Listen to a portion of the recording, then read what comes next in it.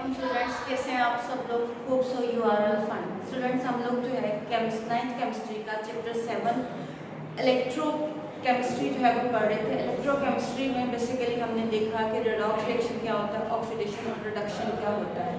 इसके अलावा बेटा प्रीवियस लेक्चर में हमने इलेक्ट्रोलाइटिक सेल देखा कि इलेक्ट्रोलाइटिक सेल क्या होता है। उसमें हमने देखा कि क्या किया जाता है, इलेक्ट्रिक करंट को इस्तेमाल किया जाता है और उसको किस में कन्वर्ट किया जाता है, केमिकल रिएक्शन में। उसमें केमिकल रिएक्शन कराया जाता है। लेकिन बेटा आज जो हम सेल पढ़ने जा रहे हैं ये टोटली डिफरेंट है। इसमें क्या होगा, इसमें हम बेसिकली केमिकल रिएक्शंस कराएंगे और उन केमिकल रिएक्शंस के नतीजे में हमारे पास क्या बनेगा, इलेक्ट्रिक करंट बनेगा।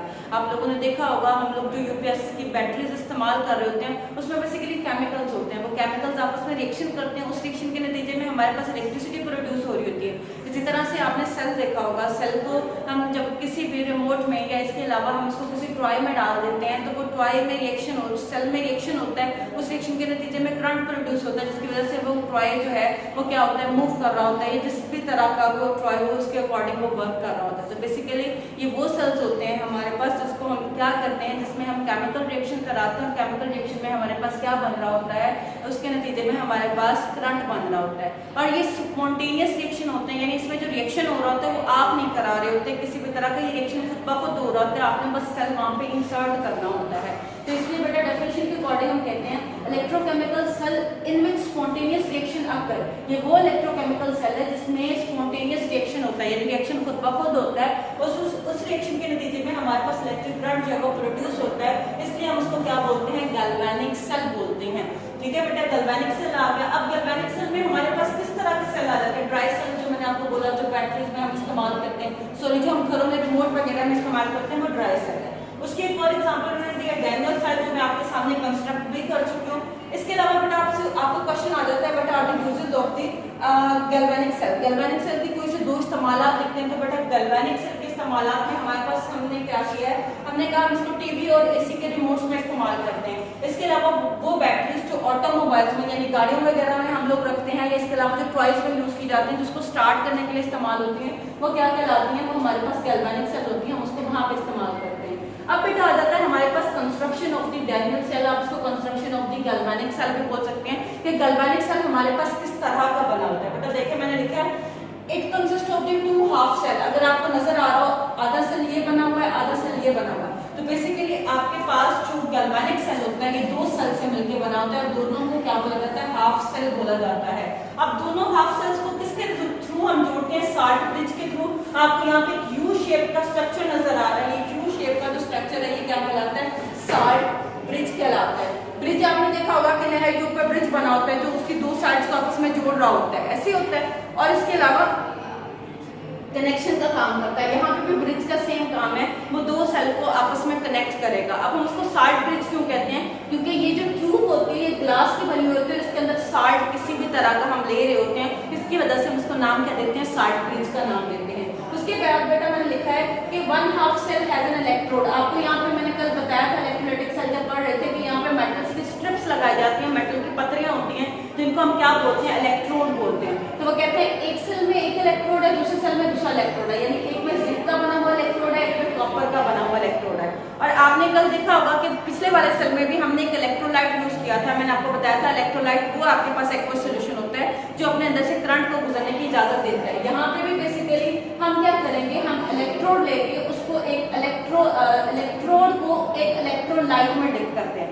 लेकिन गैल्वेनिक सेल में आपके पास इलेक्ट्रोलाइट की एक शर्त होती है, वो शर्त ये होती है जिस चीज का इलेक्ट्रोड बना होगा उसी चीज का साल्ट इस्तेमाल करते हैं। यानी अगर जिंक है बेटा तो आप जिंक का बना हुआ इलेक्ट्रोड है तो आपने जो इलेक्ट्रोलाइट इस्तेमाल करना है, जो सोल्यूशन इस्तेमाल करना है, जो एक्वस सोल्यूशन आपने इस्तेमाल करना है वो किस चीज का होना चाहिए, वो जिंक सल्फेट होना चाहिए, जिंक कार्बोनेट होना चाहिए, जिंक प्लाज्मा उसमें होना चाहिए। तो वो कहते हैं जो लेफ्ट आपके पास आधा सेल है उसमें जो इलेक्ट्रोड इस्तेमाल हुआ वो जिंक का हुआ है और जिंक का जो इलेक्ट्रोड है वो किसके अंदर डिप है, 1 molar solution of its salt. यानी आपने 1 मोलर सोल्यूशन बनाया जिंक सल्फेट का और उसके अंदर आपने वो जो है वो इलेक्ट्रोड लगा दिया। और दूसरी शर्त यहाँ पे है कि एक तो आपके पास साल्ट दूसरी चीज का होना चाहिए जिसका इलेक्ट्रोड है, दूसरे नंबर पे वो साल्ट सिर्फ 1 मोलर होना चाहिए, 1 मोलर से ज्यादा नहीं होना चाहिए।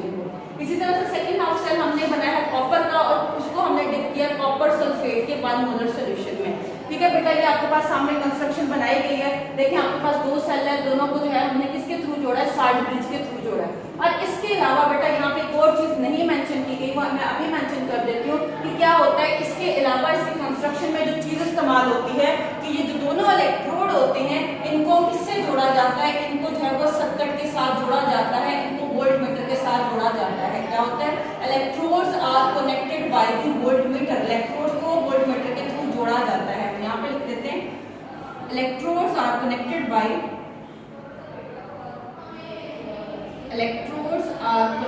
बाय जोड़ा जाता है। कैसे जोड़ते हैं हम इसको, बाय वोल्टमीटर। ये जो आपको यहाँ पे इलेक्ट्रोड के साथ एक वायर नजर आ रही है बेटा, इसको हम वोल्टमीटर के साथ जोड़ते हैं। वोल्टमीटर क्या होता है, वोल्टमीटर बेटा आपके पास एक ऐसा इंस्ट्रूमेंट है जिसके थ्रू हम करंट चेक करते हैं कि कितना करंट प्रोड्यूस होता है। हमने कहा ना जब ये सेल काम करेगा तो इसके नतीजे में करंट प्रोड्यूस होगा, हम देखेंगे कि वो करंट प्रोड्यूस होता है या नहीं होता। वो हमें कैसे पता चलेगा, उस वोल्टमीटर के ऊपर डिजिट्स होते हैं या उसके ऊपर नीडल होती है, वो नीडल आगे पीछे मूव करती है जिसकी वजह से आपको पता चल रहा होता है कि यहाँ पे करंट प्रोड्यूस हो रहा है या नहीं हो रहा। अब बेटा आपके पास देखें मैंने लिखा है लेफ्ट हाफ सेल, ये वाला लेफ्ट हाफ सेल है, ये राइट है, और ये आपके पास क्या है लेफ्ट हाफ सेल है। अब लेफ्ट हाफ सेल में आपके पास क्या है, जिंक है और जिंक सल्फेट का सोल्यूशन है। अब जाहिर सी बात है जब आप सोल्यूशन बनाएंगे, पानी में सोल्यूशन बनाएंगे, पानी में जब आप सोल्यूशन बनाएंगे आपके पास जिंक अलग हो जाएगा, सल्फेट अलग हो जाएगा। यानी बेसिकली बेटा आपके पास ऐसे होता है कि जिंक है ना, जिंक सल्फेट, जब आप उसको पानी में सोल्यूशन बनाते हैं जिंक अलग हो जाता है +2 और सल्फेट आपके पास क्या हो जाता है, अलग हो जाता है। अब बेटा ये जो आपके पास है ना जिंक सल्फेट, जिंक जो है इस इलेक्ट्रोड पे नेगेटिव चार्ज होता है। आपने ये चीज याद रखनी है जब हम इलेक्ट्रोलाइटिक सेल की बात करते हैं, इलेक्ट्रोलाइटिक सेल में एनोड पे पॉजिटिव चार्ज होता है, जबकि जब हम बात करते हैं गैल्वेनिक सेल की, गैल्वेनिक सेल में यहाँ पे कौन सा चार्ज होता है, नेगेटिव चार्ज होता है। और बात आपने हमेशा, और दूसरी इंपॉर्टेंट बात स्टूडेंट हमेशा कहते हैं पॉजिटिव चार्ज होगा तो एनोड होगा, पॉजिटिव चार्ज नहीं होगा, या नेगेटिव चार्ज होगा तो एनोड होगा। नहीं, एनोड को जब भी आपने याद रखना है इस तरह से याद रखना है कि वो सेल या वो इलेक्ट्रोड जिसपे ऑक्सीडेशन होगी हमेशा वो इलेक्ट्रोड होगा, चाहे वो आपके पास इलेक्ट्रोलाइटिक सेल हो चाहे वो आपके पास गैल्वेनिक सेल हो। जहाँ पे ऑक्सीडेशन होगी वो सेल आपके पास क्या होगा, वो आपके पास सेल होगा एनोड, या वो इलेक्ट्रोड आपके पास एनोड होगा। यहाँ पे भी हमारे पास ऑक्सीडेशन होने वाली है, और वो टर्मिनल जो आपके पास पॉजिटिव है, वो इलेक्ट्रोड जो आपके पास पॉजिटिव है वो क्या होगा, कैथोड होगा। ठीक है, ये हमारे पास हो गया। अब आपके पास एक जिंक है और दूसरा कॉपर है। अब दोनों में से कोई भी, दोनों मेटल्स हैं, दोनों अपने इलेक्ट्रॉन लूज कर सकते हैं, लेकिन बेटा क्या होता है कि जिंक और कॉपर को अगर कंपैरिजन किया जाए ना, जिंक अपने इलेक्ट्रॉन जल्दी लूज कर देता, कॉपर अपने इलेक्ट्रॉन जल्दी लूज नहीं करता। तो यहाँ पे क्या होगा, जब दोनों को देखा जाएगा जिंक इजीली अपने इलेक्ट्रॉन लूज करेगा, वो इलेक्ट्रॉन लूज कहाँ से करेगा बेटा, ये जो आपके पास जिंक है ना जिससे इसकी ये मेटल बनी हुई है, तो यहाँ से जिंक अपने इलेक्ट्रॉन लूज करेगा, लूज करने के बाद उसके ऊपर पॉजिटिव 2 चार्ज आएगा, पॉजिटिव 2 चार्ज जब वो आएगा तो वो क्या होगा, वो यहाँ पे सोल्यूशन के अंदर आना शुरू कर देगा। अब इलेक्ट्रॉन्स मूव करते हुए किस तरफ जाएंगे, ऊपर की तरफ जाएंगे, और फिर यहाँ से मूव करेंगे, यहाँ से मूव करेंगे, और यूँ मूव करना शुरू कर देंगे। आपने एक चीज फिजिक्स में पढ़ी होगी, फ्लो ऑफ चार्जेस क्या कहलाता है, करंट कहलाता है। तो यहाँ पे भी आपके पास क्या होगा, चार्जेस फ्लो इलेक्ट्रॉन्स फ्लो होना शुरू हो गए, फ्लो ऑफ इलेक्ट्रॉन्स क्या है आपके पास, करंट होगा। तो आपके पास ये मूव करते हुए किस तरफ आएंगे, कैथोड की तरफ आएंगे। अब कैथोड पे क्या होगा, ये जो सोल्यूशन में आपके पास Cu+2 आयन है, क्योंकि हमने कहा कॉपर सल्फेट का सोल्यूशन है, तो जो सोल्यूशन में आपके पास Cu+2 आयन मौजूद है बेटा, ये क्या करते हैं, ये इन्हीं इलेक्ट्रॉन्स को जो इस तरफ मूव करके आ रहे होते हैं, इन्हीं इलेक्ट्रॉन को गेन करते हैं। जब ये इलेक्ट्रॉन को गेन करते हैं, इनके ऊपर चार्ज क्या आता है, 0 चार्ज आ जाता है, और यहाँ पे क्या होती है आपके पास रिडक्शन होती है। होप सो आप लोगों को क्लियर होगा। अब इसके बाद बेटा आपको शॉर्ट क्वेश्चन आता है, what is salt bridge and what is its function. Salt bridge क्या है और इसका काम क्या है। तो साल्ट ब्रिज बेसिकली बेटा आपके पास एक यू शेप की ग्लास ट्यूब होती है, ग्लास का बना हुआ होता है, जिसके अंदर हम कोई भी स्ट्रॉन्ग इलेक्ट्रोलाइट लेते हैं, यानी एक सोल्यूशन जो है उसके थ्रू इसको अंदर से फिल किया जाता है।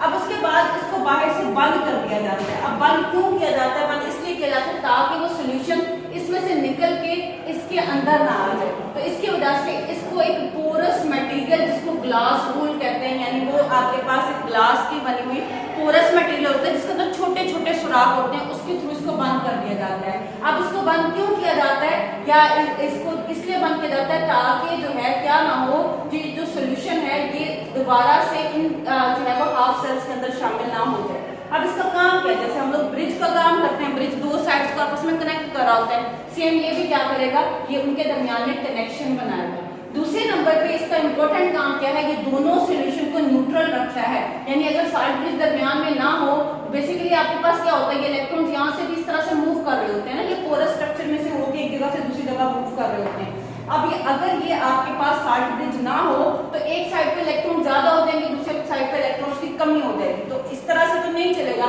तो बेसिकली जब एक साइड पे इलेक्ट्रॉन ज्यादा हो रहे होते हैं, ये उसको मूव करा के दूसरी साइड पे भेज देता है, और जिस साइड पे ज्यादा होती है वो उस साइड से दूसरी साइड पे मूव कर जाते हैं, डिफ्यूज कर जाते हैं। तो इस तरह से आपका जो सोल्यूशन है वो न्यूट्रल रहता है। अब आ जाते हैं बेटा इसकी वर्किंग की तरफ। वर्किंग जैसे मैं ऑलरेडी आपके साथ डिस्कस कर चुकी हूँ कि जिंक की टेंडेंसी है कि वो इलेक्ट्रॉन ज्यादा लूज करते हैं, तो जिंक अपने इलेक्ट्रॉन लूज करेगा, वो इलेक्ट्रॉन जो है यहाँ से होते हुए दूसरी साइड को मूव करेंगे। अब वो जो इलेक्ट्रॉन्स मूव करके जाएंगे, कॉपर उन्हीं इलेक्ट्रॉन्स को गेन करेगा, और कॉपर उन्हीं इलेक्ट्रॉन को गेन करके क्या होगी, उसकी रिडक्शन होगी, और रिडक्शन होने के बाद वो आपके पास क्या हो जाएगा, Cu में कन्वर्ट हो जाएगा। ये आपके पास इलेक्ट्रॉन लूज करेगा और +2 बना देगा, ये आपके पास इलेक्ट्रॉन जो है +2 जो है वो गेन करेगा, और गेन करने के बाद आपके पास क्या बन जाएगा, Cu0 बन जाएगा, यानी इसके ऊपर कोई चार्ज नहीं होगा। और जब ये चार्ज एक जगह से इलेक्ट्रॉन्स मूव करके एक जगह से दूसरी जगह जाएंगे, उसको हम क्या बोलते हैं, करंट बोलते हैं। हमने कहा था ना कि शुरू में डेफिनेशन करी थी कि आपके पास कौन से रिएक्शन होते हैं, एक ऐसा सेल है जिसमें हमारे पास इलेक्ट्रिक करंट प्रोड्यूस होता है। तो जैसे ही आपके पास केमिकल रिएक्शन होगा, इलेक्ट्रॉन्स मूव करेंगे, उसके नतीजे में आपके पास क्या होगा, यहाँ पे करंट प्रोड्यूस होगा। ओवरऑल रिएक्शन देखा जाए, देखिए बेटा जिंक पे जो है वो आपके पास क्या चार्ज होता है, पहले 0 चार्ज है। अब बेटा एक इंपॉर्टेंट बात, जिंक जो है ना, ये इलेक्ट्रोड जो है अपने इलेक्ट्रॉन लूज करता है, आहिस्ता आहिस्ता इसका साइज छोटा होना शुरू हो जाता है। पहले सपोज करेंगे इतना था, बाद में इतना हो जाता है, ये आपके पास इसका साइज छोटा होना शुरू हो जाता है। जबकि दूसरी साइड पे ये जितने भी इसके सोल्यूशन में कॉपर होते हैं ना, कॉपर यहाँ पे जमा होना शुरू हो जाते हैं, यहाँ पे जमा होना शुरू हो जाते हैं, यहाँ पे इस तरह से इसका साइज फिर क्या हो जाता है, मोटा साइज हो जाता है, ज्यादा बड़ा साइज हो जाता है। और जिंक जो है यहाँ से निकल के कहाँ पे आना शुरू कर देते हैं, सोल्यूशन के अंदर आना शुरू करते हैं। अब जब वो सोल्यूशन के अंदर आना शुरू करते हैं तो इसका साइज आपके पास आ जाता है, बहुत छोटा साइज रह जाता है। तो आप कहते हैं ना हमारा सेल खत्म हो गया, ये सेल खराब होगा, तो बेसिकली क्या होता है, एक इलेक्ट्रॉन खत्म हो रहा होता है जहाँ पे ऑक्सीडेशन हो रही होती है, और दूसरा इलेक्ट्रॉन जो है वो क्या हो रहा होता है, उसका साइज बड़ा हो रहा होता है। अब रिएक्शन तो तभी चल सकेगा ना जब दोनों का साइज बराबर होगा, एक साइड से इलेक्ट्रॉन्स आ रहे होंगे, ये इलेक्ट्रॉन्स प्रोवाइड कर करके खत्म हो जाएगा, और दूसरी साइड पे इलेक्ट्रॉन गेन होते रहेंगे। जब ये खत्म होगा तो आपके पास केमिकल रिएक्शन नहीं हो सकेगा, दैट्स व्हाई आपके सेल की जो लाइफ होती है वो खत्म हो जाती है, आपको अपना सेल जो है वो चेंज करना पड़ता है। अब बेटा उसके बाद मैंने एक और पॉइंट लिखा यहाँ पे कि गैल्वेनिक सेल को वोल्टिक सेल भी कहते हैं। अब उसको वोल्टिक सेल क्यों बोला जाता है, क्योंकि जो सबसे पहला साइंटिस्ट था वो एक्चुअली एक इटालियन था, इटली का रहने वाला था, और वो क्या था, वो एक फिजिस्ट था, यानी फिजिक्स में अपने एक्सपेरिमेंट वो करता था, फिजिक्स था। उसमें क्या किया था, उसने सबसे पहला सेल जो है वो डिस्कवर किया था, और उसका नाम क्या था, वोल्ट था। इसी वजह से हम इसका दूसरा नाम क्या बोलते हैं, वोल्टिक सेल बोलते हैं। होप सो स्टूडेंट आप लोगों को समझ आ गई होगी कि आपके पास गैल्वेनिक सेल क्या होता है। अगर कोई कंफ्यूजन हुई तो आप लोग कमेंट सेक्शन में कमेंट करके पूछ सकते हैं। अल्लाह हाफिज।